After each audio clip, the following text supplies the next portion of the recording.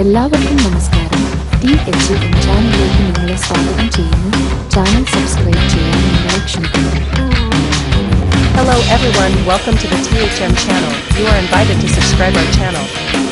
എല്ലാ കൂട്ടുകാർക്കും പുതിയൊരു വീഡിയോയിലേക്ക് സ്വാഗതം.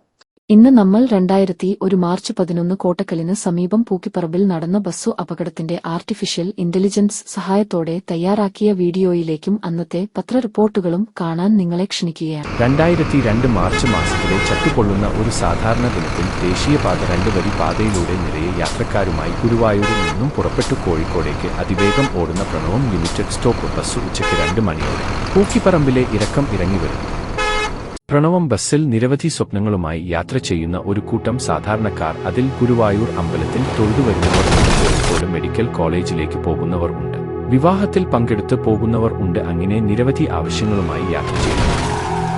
എന്നാൽ അവർ അറിഞ്ഞില്ല ഇത് തങ്ങളുടെ അവസാനത്തെ ബസ്സു യാത്ര ആണെന്ന്. ബസ് പൂക്കിപ്പറമ്പു ഇറക്കത്തിൽ എത്തിയപ്പോൾ കാറുമായി കൂട്ടിയിടിച്ചു അപകടമുണ്ടാകുന്ന ഒരു ശബ്ദം കേട്ടു. പിന്നെ ബസ്സു മറിഞ്ഞു തീപിടിക്കുന്നതാണ് അവർ നേരിൽ അനുഭവിച്ചത്. തീപിടുങ്ങിയ നിമിഷങ്ങളായിരുന്നു. ഓടിക്കൂടിയ നാട്ടുകാരും തൊട്ടടുത്തു തന്നെയുള്ള കോഴിച്ചെന്ന റാപ്പിഡ് ആക്ഷൻ സേനയിലെ അംഗങ്ങളും ആദ്യ രക്ഷാപ്രവർത്തകരായി. ഫയർ സ്റ്റേഷൻ ഇല്ലാത്തതിനാൽ രക്ഷാപ്രവർത്തനം വൈകി. ദേശീയപാതക്കരികെ കോഴിക്കോടിനും കുന്നംകുളത്തിനുമിടയിൽ ഒരു ഫയർ സ്റ്റേഷൻ പോലും ഇല്ലെന്നതിനാൽ അപകടമുണ്ടായാൽ ഫയർഫോഴ്സസ് എത്താൻ ചുരുങ്ങിയത് 3/4 മണിക്കൂറെങ്കിലും എടുക്കും. അപ്പോഴേക്ക് നടക്കേണ്ടത് നടന്നു കഴിഞ്ഞിരിക്കും. പലപ്പോഴും മൃതദേഹങ്ങൾ നീക്കം ചെയ്യാൻ മാത്രമേ ഫയർഫോഴ്സിന് കഴിയാവൂ. പുലരുവോളം തളരാതെ സഹായഹസ്തം. അടുത്തുള്ള തിരൂരങ്ങാടി എംകെ ആശുപത്രിയിലേക്കും തിരൂരങ്ങാടി താലൂക്ക് ആശുപത്രിയിലേക്കും പരിക്കേറ്റവരെ പ്രവേശിപ്പിച്ചു. ഗുരുതരമായി പരിക്കേറ്റവരെ കോഴിക്കോട് മെഡിക്കൽ കോളേജിലേക്കും മാറ്റി.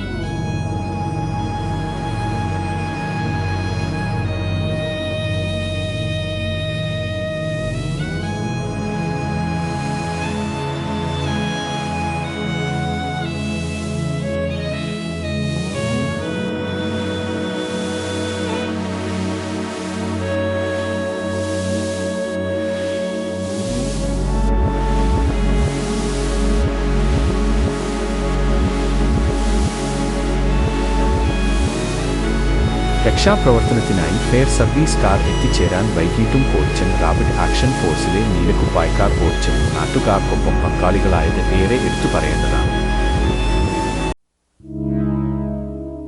ഇനിയൊരു ദുരന്തം വരല്ലേ.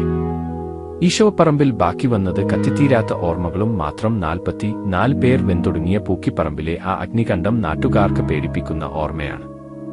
മനുഷ്യമാംസത്തിന്റെ കരിഞ്ഞ ഗന്ധം അവ വീണ്ടും വീണ്ടും പേടിപ്പിക്കുന്നു. എന്നാൽ ഇന്ന് ദേശീയപാത 6 വരി ആയി വികസിപ്പിച്ചതോടെ പൂക്കിപ്പറമ്പിലെ ആ ഭാഗം ഓർമ്മ മാത്രമായി. ആ പഴയ 2 വരി പാത വെറും ചരിത്രമായി മാറി.